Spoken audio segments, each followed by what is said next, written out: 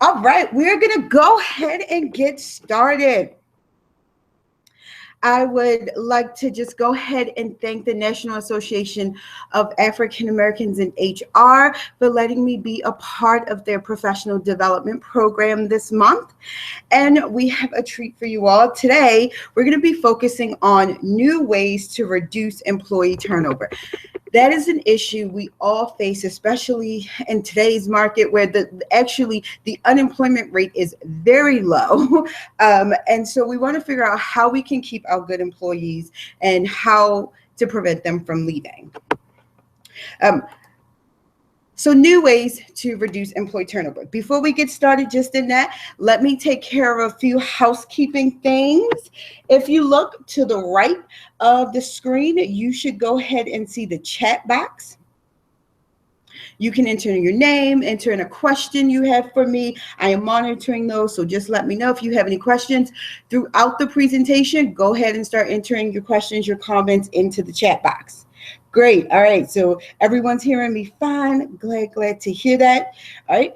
If you go to the very top, you will actually see where it says at 12:30 print PP here. If you go ahead and click on the here button, that will take you to a copy of the PowerPoint presentation. So you can print that out now, you can print that out later, but just to make sure you all have access to the PowerPoint. And then if you go down under that, all the way down to the bottom of your screen, it says book your strategy session. I'm going to be offering a complimentary strategy session to the association members and anyone watching the presentation right now. All right, so let's go ahead and get started. First, who am I, right? Who's this person on the other side? That's my lovely picture right there. I am Latrice Huff, SPHR. I have nearly 10 years in HR. This is my passion. I love it. I started off in marketing, believe it or not, at a company, and then became the recruiter, and then worked my way up to the generalist 2, eventually becoming the HR business partner, where I oversaw the recruiting department. I was heavily involved with the strategic direction of the company, really focused on retention and HR analytics.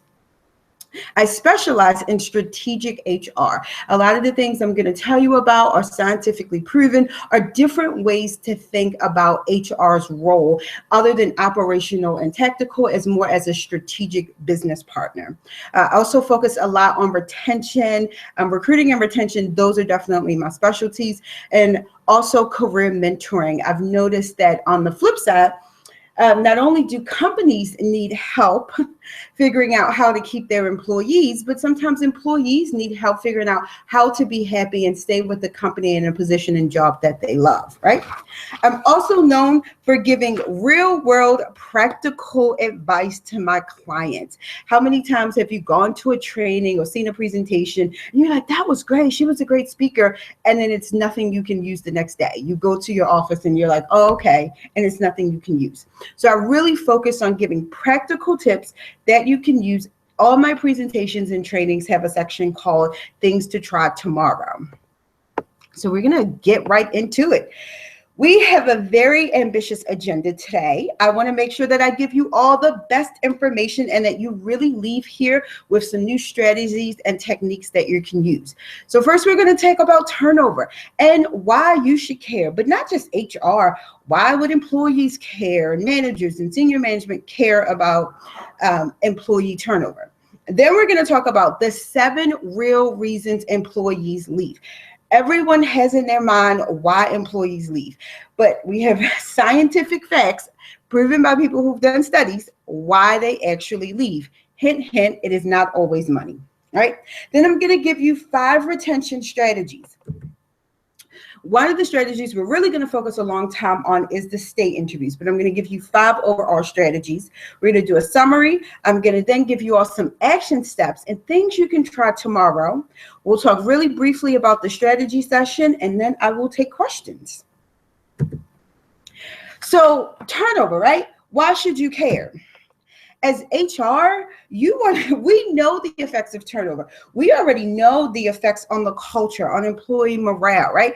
But not only that, just from a work standpoint, our workload is heavier. If we're worried about just kind of churning in and out employees, we can't get to those strategic things and really helping the company grow and focus in the area that it should be in.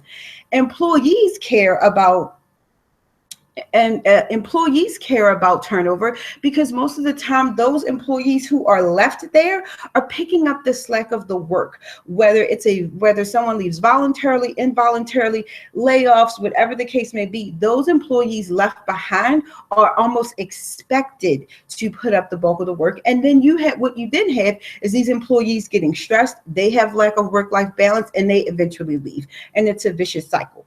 Managers, I think managers know firsthand, and they probably care the most about turnover. I also found that managers are the ones who seem to throw their hands up the most about turnover and saying it's nothing we could do, right? But managers are usually, when those employees leave, they're the ones picking up the slack as well, and they're still expected to manage and do their job. While they are sitting here trying to they got to manage, do their job, they got to report to senior management, they got to make sure they're meeting all these goals, they're stressed out, and that's not the environment we want. So Josh Burstein of Deloitte, he had some really interesting statements about why employees leave and really the cost, right, to a company of why employees leave. I was actually working with an executive director, and we were in this meeting, and I'm doing this presentation about turnover and these numbers, and he actually said, well, the only cost of turnover is training, right? And I was like, okay, we've got an education piece to do here, which also taught me, a little side note for my HR folks out there, watch the language you use with senior management. I was using percentages, and I was like, your turnover rate is 70%, 80%. I should have been using numbers. Your turnover rate is 70%, and this is costing your company $100,000 a year. That's how you want to talk. When you put it in numbers and cents, people understand a little better. So Deloitte actually is saying that the cost of employee turnover can be 1.5 to 2 times the employee's salary, right? The cost can include hiring, onboarding, training, loss of engagement from other employees due to the high turnover, high business errors. And this is something I saw a lot working in the health and mental health field, that when you have employees leaving, you have these other employees to pick up the slack, and they make mistakes. Or you have these new employees coming in, and then they make mistakes. Also, the impact to the culture and employee morale is affected, and that costs the company. It's HR's job to actually start putting a dollar amount to that, though. So let's talk about the 7 reasons employees really leave, okay? And so just so you all know, I didn't make this stuff up. This is actually comes from a book by Lee Branham. It's called The 7 Hidden Reasons Employees Leave. Just so you know, at the end and on my slides, I have all my resources that I use. I find that in talking to senior management and leadership, it's always good to have your resources cited, right? So they don't just think this is coming from your head. However, what I will say is I have found all of this to be true throughout my career. And in working with my clients and working with different companies, you see these themes. The job or the workplace was not what they expected. You're going to see this is going to be the issue, especially when you have employees leaving within their first 90 days. When you have those new hires leaving and they get in, it's because the job was not what they expected. A way to counteract that is the realistic job preview. Have your final 1 or 2 candidates come in and actually see the work or see the culture that the company does, or what the job would entail for 1 to 2 hours. My daughter, she's in computer science, and she was saying they do something like this in computer science, but they call it a fun day. So when these companies, they invite these recent grads or students they're about to graduate, they come to the company and, they get to see what everybody's doing. Obviously, they show them the cafeteria and all the fun stuff. But she's like, Mommy, that's not a realistic job preview. It's a fun day. Okay. Which I think others in HR, we may want to take a page out of that book and maybe rename the realistic job preview. So the next reason, a mix match between the job and the person. This I've seen a lot, where a job may require someone to be outgoing and speak a lot and communicate, yet this person, that's not their forte. They're going to be more laid back, or the job entails them to do something that their skill set at the time they cannot do. One way to counteract this, and this is something that I've personally used, is again to have those final one or two candidates actually meet the team, right? And away from the hiring manager, away from HR, maybe 15, 20 minutes, have that candidate be able to ask the people on his team or people doing the job real questions. And then those employees can also ask the candidate real questions within reason, legal questions, obviously. And if you notice, a lot of the tips that I'm giving you right now are starting with the hiring process. Right? That's a whole different training, but really hiring right can prevent a lot of the turnover in the long run. So just one of those things I have found to work great. What you're looking for here is for people to self-identify and say, this is not for me. And that is okay before they get in with the company. The third reason people leave. Now, this we can control, right? This is once they get here. Too little coaching or feedback. I know HR, all my HR folks out there, right?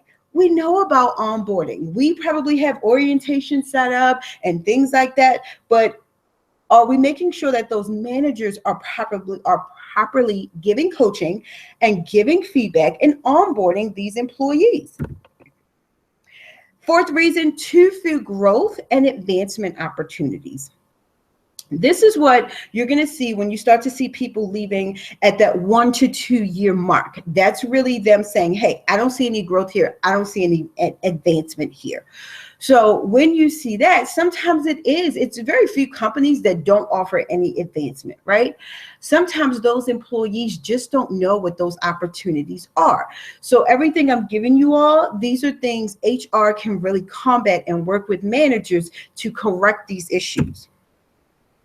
All right, continuing on. The fifth reason, feeling devalued or unrecognized. This I've found in my career has probably been the main thing that employees recognize or employees tell me. This also goes into when someone says, I need more money, I want more money. What they're saying is they feel devalued. They don't feel that the money you're paying them is equal to their value, okay? I've done hundreds of exit interviews. This is the one thing that I've heard. I'm gonna give you all some strategies to combat that, but just wanted you to all to hear that. Stress, see that guy right there? Stress from overwork and a lack of work-life balance. In today's society, work-life balance is really important. And your employee doesn't just have work on their mind. They got, oh, I got to get these kids to school. Or, oh, I got to go to school myself. Or, oh, my coworker, I'm having issues with my coworker. I'm behind in my work. So someone will leave a high-paying job if it is too stressful and they don't have a work-life balance. Keep that in mind. The final reason is loss of trust and confidence in senior leaders. That is a biggie. Anytime, also, we're going to talk about some trigger events that happen in companies, mergers, acquisitions, outsourcing that cause employees to lose that trust and confidence. If they don't feel like leadership is going in a great direction, they will jump ship. They will leave, right? All right. So now we're going to go into the retention strategies. So I just told you all these reasons why people leave, right? So throughout, I kind of gave you all some tips of what you can do to kind of combat, but now I'm going to give you real strategies, okay? So how do you combat turnover? Read your quote. It's easy. Treat employees fairly and respectfully. listen to them, help them get what they want, that what they need, thank them, challenge and develop them, care about them, and you will engage and retain them. And that is a quote by a book, Love 'Em or Lose 'Em, Getting Good People to Stay by Beverly Kay and Sharon Evans. It is a great book. I recommend that every HR person, whether you're in recruiting, retention, anything to do with HR, read this book. It is very detailed. It's great. All right. But these 5 retention strategies, really, this is a very long book that they have. It boils down to 5 retention strategies, right? Thank you strategy, feedback strategy, flexibility, development and success, and the stay interviews, which are my absolute favorite, right? So the thank you strategy. What is the thank you strategy, guys? The thank you strategy is simply saying, thank you, good morning, and good evening. Let me tell you all something. I get the most pushback from this strategy when I'm working with managers and sometimes my fellow HR folks too. What I hear is, Latrice, it's their job. They get paid. Why do I need to thank them? What? Didn't we go back to those, one of the 7 reasons people leave, and they're feeling unvalued and they don't feel appreciated. A little thing like thank you can go so far, all right? Even if it's literally a Post-it note on somebody's desk, right? My former boss, which I love, used to leave me these little gift cards. He wasn't a verbal person. If you can't tell, I am extremely verbal, right? He was not. So instead of him coming to me and saying, oh, thank you for doing this and thank you for taking on this project, he would just leave me these little Starbucks gift cards or little gift cards to this local restaurant I also love to eat. And, it would be 5, 10. One time it was a $20 gift card. And I was like, oh my goodness, I must have really done something great. But it kept me there several years with them, and I was able to grow. But I really appreciate that. And I knew that my manager valued me, right? Another thing, okay, good morning and good evening. All right, here's some of the pushback I get. I actually have managers say, Latrice, do I need to say good morning every day? I see them every day. That's a lot, 5 days a week. The answer is yes. If you see your employee, if you see someone 5 days a week, you should be saying good morning 5 days a week. HR, let's be the example and start saying good morning to everyone.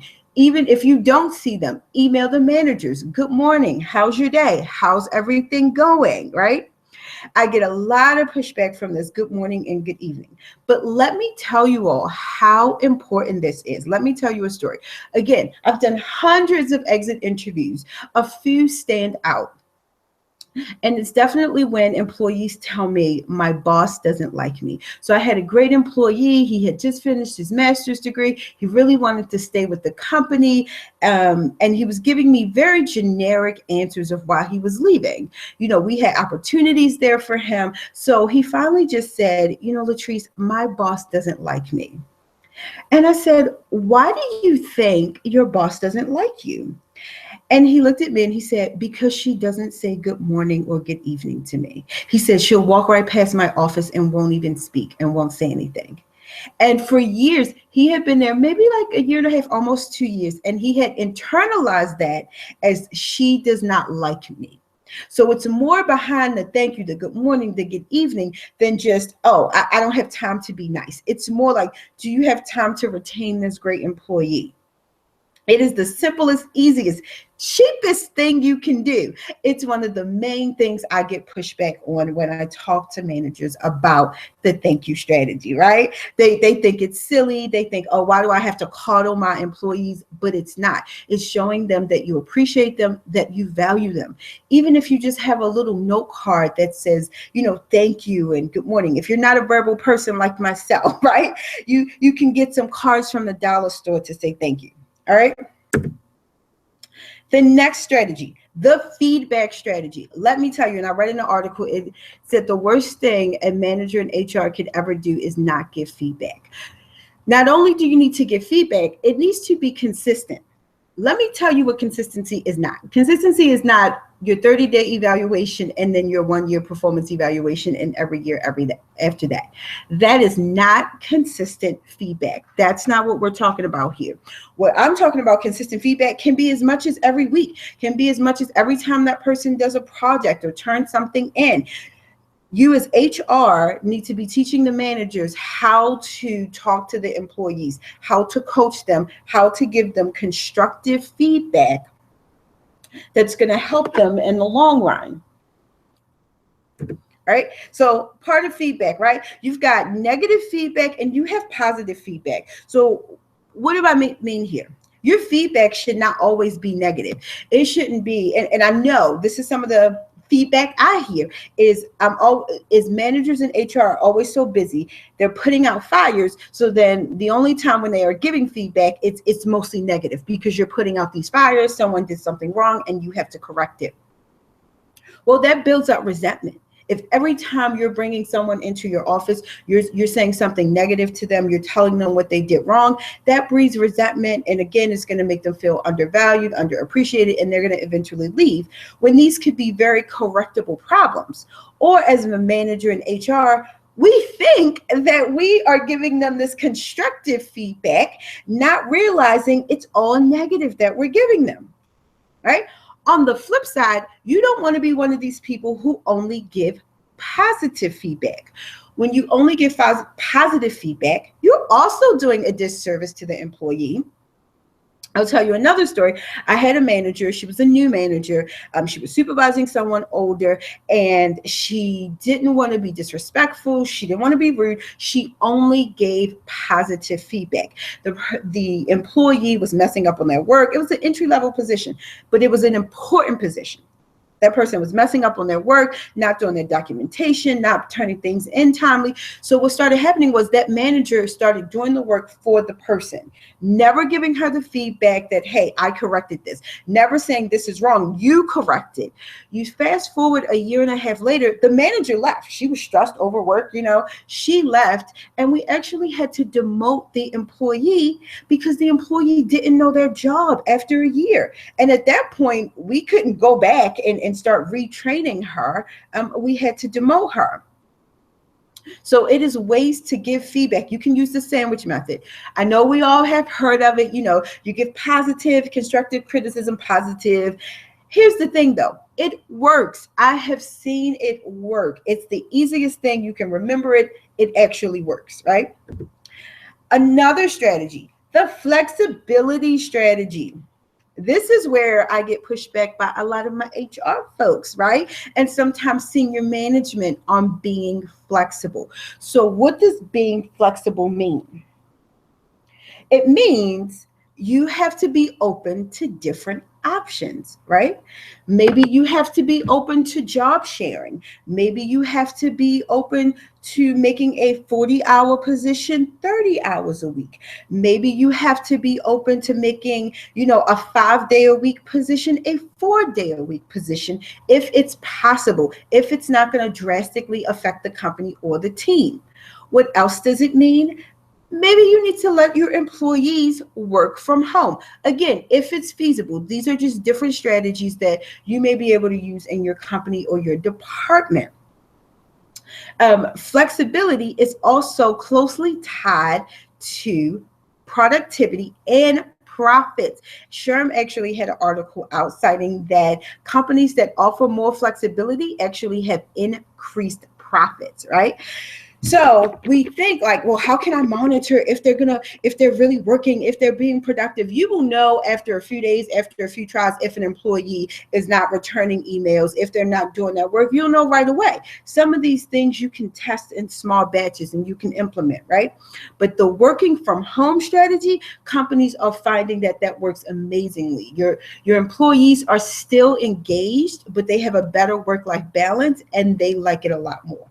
Also, arrival and departure times, right? I get a lot of pushback about this one because they're like, no, if we start at 9 a.m., they should be here at 9 a.m. But here's the thing. What if you have an employee that's an early bird and wants to come in at 6 and maybe work like a 6 to 4, 6 or 6 to 4:30?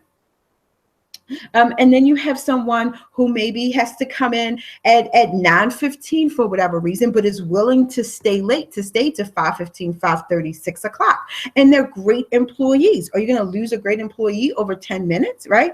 So if possible, if it's not that definitive shift work, maybe you can go ahead and be a little flexible on these times. Also, flexibility, the way a task is performed, right? I see this a lot where you have maybe a new person just coming in or a top performer, and you're like, hey, this process takes 10, 15 steps. And they could look at it and they start doing it in 5 steps, right? Don't go back and say, no, you must do this. You must, if it's not absolutely necessary, if everybody's being communicated with and they're still getting the same result. Let me tell you, some of the most productive people can take a 10-step process and make it 4 steps and do it in half the time. So that you don't want to discourage that, right? All right. So we're going to have our little scenario. Go ahead and read through. All right, go ahead and read through the scenario. I'm going to read it. Be prepared to kind of let me know your answers in the chat box. Okay. Your top performing employee has been arriving 10 minutes late for the past few days. How do you handle this situation? Do you A, ignore the behavior because you don't want her to leave? Do you B, write her up and start the progressive disciplinary process? Do you C, address the situation and adjust her schedule if necessary? Let me tell you all, this is a real world scenario that I have actually dealt with, right? I have dealt with this, and I have had managers in HR deal with this, and each of these scenarios have been used. Each of those options have been used, right? So, all right, I see some C's. Yes. Okay. So we already know this, right? So then I'm going to make it really brief. Why? You don't want to ignore the behavior and just leave her. It's going to go from 10 minutes to 15 to 20 to 30. No, you have to address that situation. Here, who's like your average C+ work performer, but he comes in on time. Okay. He's watching. I have seen this. I've also seen managers and HR immediately start the write-up process, right? And starting the disciplinary process, not knowing what challenges this person may be facing, not having a conversation, not knowing if this is a temporary thing that just needs to be a temporary adjustment or something permanent. You want to talk and address and see what's going on. And then if you need to adjust somebody's schedule by 10 minutes, 10 minutes is not worth losing a great employee over. It is not. If you can say, hey, you come in at 9:10, you leave at 5:10, great. You want to come in at 9:10 and deduct your lunch break for 10 minutes? Okay, great. We can be flexible with you. You're a great employee. We want you here. Again, your top performers are also those ones that can go in and bang out the work. They're also those ones that can take a 10-step process, like I said, take it down to 4, while you have, average Joe Smo over here dragging out the 10-step process to 12 steps and telling you why he's so busy and can't get things done on time. It ain't worth the 10 minutes, all right? So the next strategy, the development and success strategy. And I know my HR folks, we know about this, right? You want to help them get where they want to go. And this is also where HR can take more of an active role, because we can work out the mentoring, the coaching, some of those back end strategies, and we can work that out. I was in charge of a coaching program and a mentoring program, and I saw how well it worked with the employees. So for one of my employees, a very simple thing, right? She would tell me she was interested in something, or if we had a project we were working on, we were implementing a new HRIS system and we had a new applicant tracking system. I would just give her articles, and it was not going to be any follow-up. It was not mandatory that she read it. It was just me saying, hey, I care about your development. And what would happen is after a few days, she would come in and start telling me about the article, what she learned. We would have these great conversations, but it was on her own time. She was learning. It wasn't mandatory. It wasn't any pressure. Also, giving them special projects. If you have an employee that you see has a lot of potential, you think could really go far in the company, start giving them a little more responsibility. Let them take the lead on some things, right? Also, trainings, and not trainings just to train, not the mandatory trainings that you need just to keep your job. That's not what I'm talking about. I'm talking about trainings that are going to advance them, develop them, and help them be successful in their career. You're showing, hey, me as HR, as a manager, as a company, we're investing in you. And so I had this training that I did with the company, and I taught all their managers, and the managers loved it, right? Some were a little resistant in the beginning, but towards the end, they loved it. And actually, what I told the company was, hey, this is working so great for your managers. Why don't you have employees who will soon to be managers go through the training? The employees loved it. They were actually more into it than the actual managers were, because they felt like, oh, this company must really see me going somewhere. They must really see me being a manager here, right? Also, let them know how they fit into the success of the company. So what does that mean? Let me give you a quick example, right? Have you all heard of a little company called Twitter, right? I don't know if you know, but Twitter, they don't always do well with their users. It was a lot of conversation that Twitter may be going out of business, may be failing. I don't think that's going to happen, but they probably may get bought out, right? So what was going on? So Twitter actually loses more users than they gain. That is a big problem in social media. And so they were having employees leave. It was a lot of nervousness. And so the founder came out, spoke to everyone, gave this awesome speech, and pretty much was like, you all, each one of you are a part of this company's success. You make this company what it is. Not only did he say that, he went a step further and said, at Twitter, we are changing the world.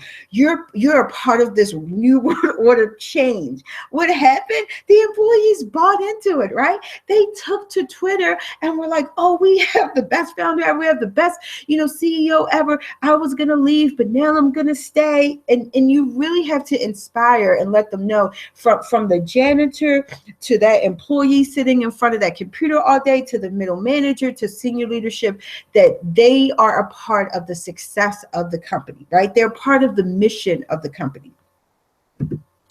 So this is my favorite, and we're going to go into a little more detail about this. Stay interviews. I actually love stay interviews. Why? Because it's so simple. It's so easy. Doesn't take a lot of money, but for whatever reason, a lot of companies don't do it, right? But the companies that do it see this amazing success for very, very little cost, right? Your return on investment is amazing. So what are stay interviews? Stay interviews are a proactive retention tool. Proactive, right? So what does that mean? Where a exit interview is a reactive, right? You're asking the employee, why did you leave? What could I have done to make you stay? What could we do to make it better? It's all reactive. It's good to have that information. Don't get me wrong. From someone who, like I said, did hundreds, you can get some great data from that to help going forward. But it's not proactive. It's not going to keep them. Once I do the stay interview, once I do the exit interview, they're pretty much leaving, right? Stay interviews are conducted to help managers understand why employees stay and what may cause them to leave, right? So you're being proactive as a manager, as HR, right? Typically, managers ask standard structured questions in a casual, conversational manner, meaning this is not in the office. This is not a performance review. That's not what this is, right? Most stay interviews take less than 30 minutes. I know you're like, Latrice, how can it take less than 30 minutes? We're going to go over the questions, right? It's really 5 questions plus 1. So it's 6 questions. And maybe the manager asks a little more probing questions, but this is not something that takes a lot of time, at least the initial interview, right? The stay interview should be conducted once a year or twice a year for new employees, right? Twice a year because maybe after that 90-day or at the 6-month point and then at the year point. Keep in mind, this is different from the performance evaluation because you're also, after the state interviews, you're going to conduct a state plan. So I don't want you to say, Latrice, but I thought you said you need to give feedback more than once or twice a year. We're going to get into how you do all that, right?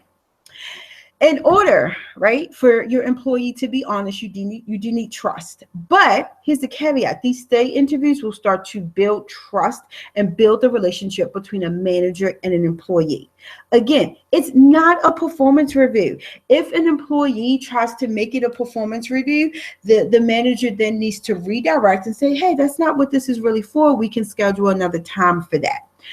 If you as HR, let me tell you all, our role here is to coach, guide, really facilitate. We're not actually doing the interviews. We can provide the questions. We can give them tips on how it should be done, help with the scheduling, accountability. We have a huge part, but we're mostly that behind the scenes strategy part, right? If you have a manager and they're saying they want to take that time, like, yeah, I want to tell, Latrice about her performance and how she messed up on this, you say, this is not the time for that. You solely focus on that, right? After you have the state interview, you're going to create state plans. Okay. And then one of my other things that I get really, really excited about, retention forecasting. How many companies or how many of you actually forecast your retention?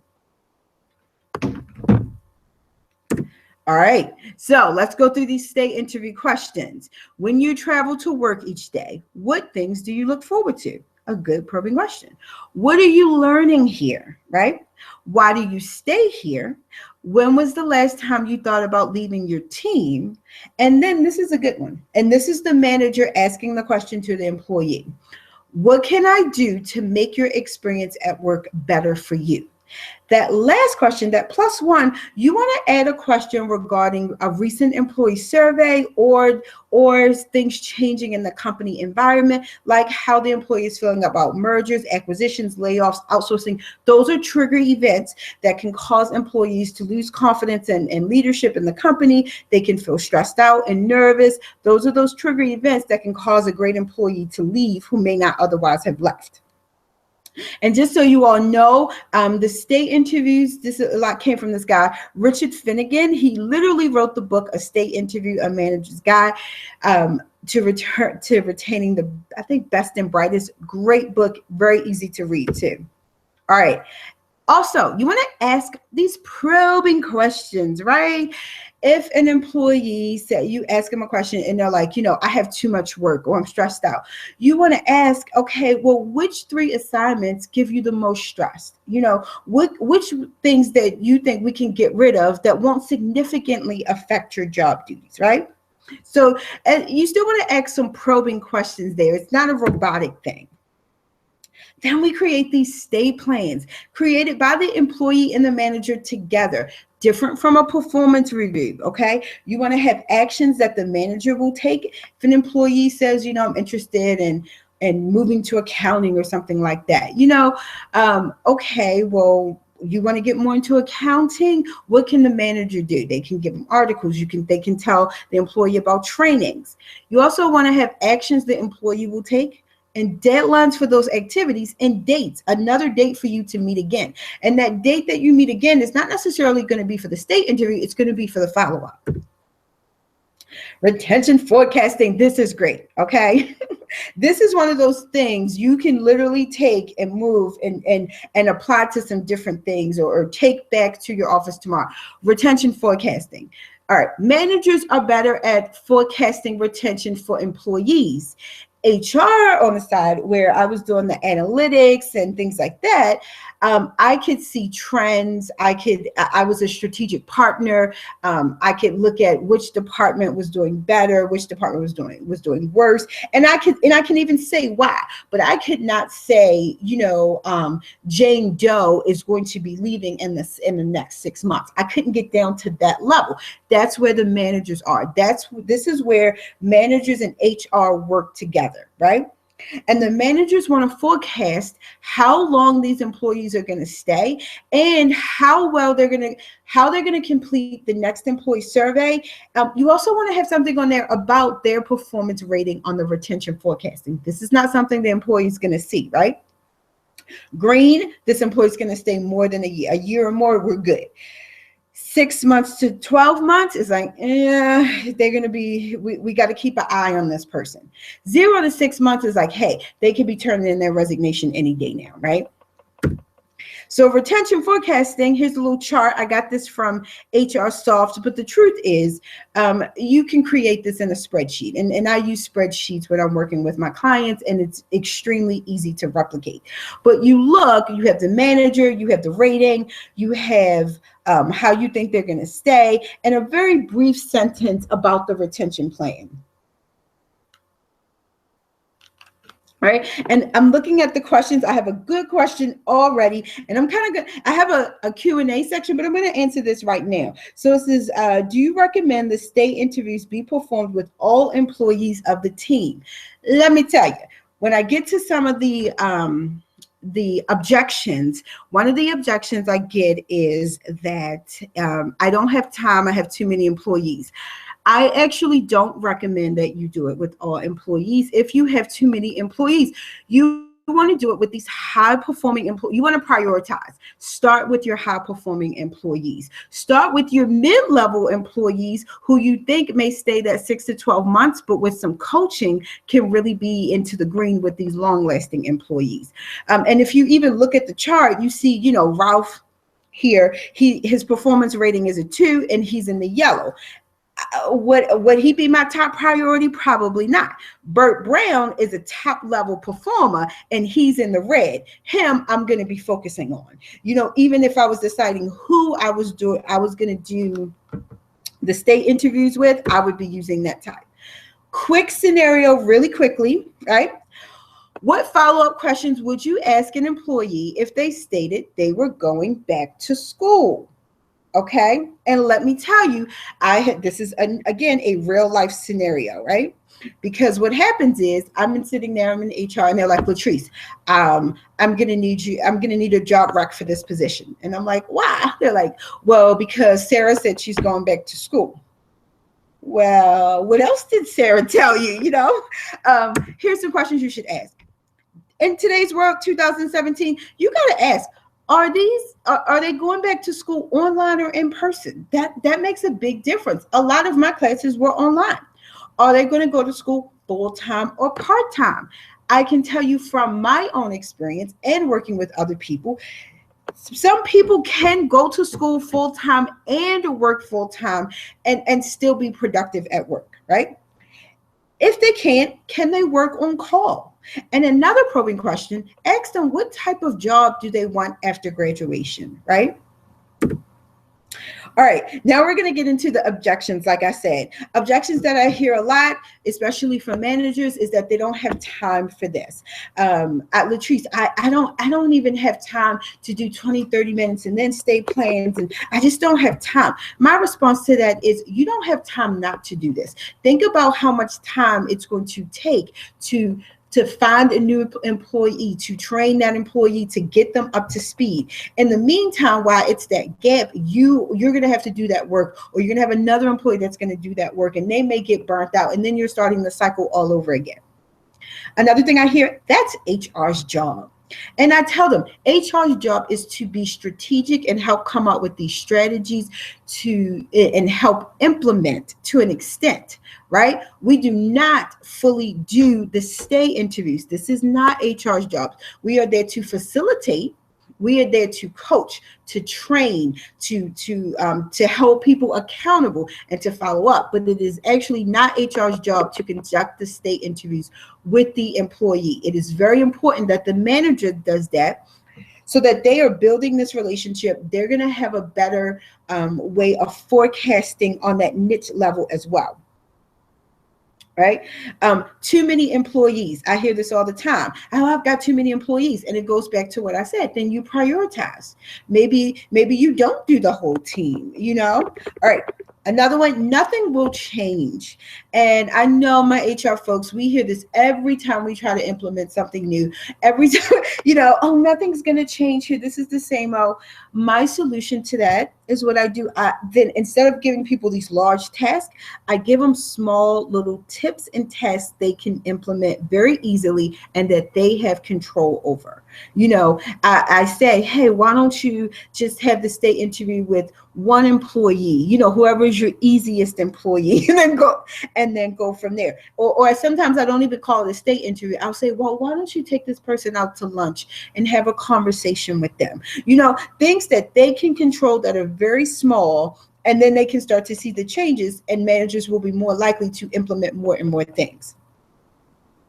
Another objection I get is, Latrice, we do the company survey. Why do we need to do employee state interviews, right? And again, the employee survey is very macro, even if it does drill down to the department, which I've seen. I've never seen it where it actually gives a person's name and it doesn't ask these specific questions. Where employee surveys are valuable, it doesn't give the information you always need. Okay? So let's summarize really quickly. What are we going to do? Show your employees you appreciate them. Communicate often. Be open to different ideas. HR and managers, we have to remember, we have to coach and mentor our employees, right? Also, main important thing, get to know why they stay. So really, a lot of the times, especially in HR, we focus on why people leave, right? We do these exit interviews, we do these company surveys, and we focus on why people leave, which is important. But we also need to look at why someone stays and exploit that. Give them more of that. Do more of it if it's a reason why an employee stays. All right, so here's some action steps for you guys. All right, things to try tomorrow. These are easy things, right? Easy things. Number one, the thank you technique. Make it a point, right? Make a conscious effort to say thank you to someone, right? I know we all get busy and we're getting papers and we're getting all this stuff. Make a conscious effort. If you already do that, right, take it a step further and start talking to your managers about saying thank you, or really make it a point. Put it, on the email, put something big. Thank you so much. Start talking to your managers about different ways they can thank their employees. A good way I've seen to thank people that they like is either publicly, or if you do it privately, tell them, hey, this is going to go in your file. We're going to thank you this way. Second thing you can try, just start giving feedback. Even if you try giving feedback on a small level with your coworkers, also not just giving feedback, ask for feedback from the different managers, from your boss. Start asking for that feedback. It gets easier and easier the more you do it. Now, this is a key one. What else can we do starting tomorrow? Add one state interview question to the interview process. Remember, a lot of the reasons why people leave, and especially in those first 90 days, can be taken care of when you hire the right person and during the interview process. Like I said, I have a whole nother training on really hiring right and how to hire the right person for retention. The other thing you can do, have a conversation with the struggling manager. If you see a manager is struggling to hire, right? Or if they're struggling to keep their employees, or you see they're struggling and they keep having employees leave in 90 days, really sit down and talk to that manager and let them know you are here for them. You have some techniques, and give them some small little action steps so that they feel like they're in control and they're not out of control. Fifth thing you can do, go ahead and schedule your free strategy session, right? We've got the button at the bottom. This is my website. This is the link to go ahead and schedule that complimentary strategy session. And then with the strategy session, we're going to focus either on your retention goals and action steps, right, that your company are going through or that you are going through.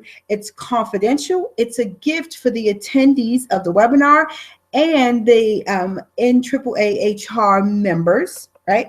Or I'm also offering,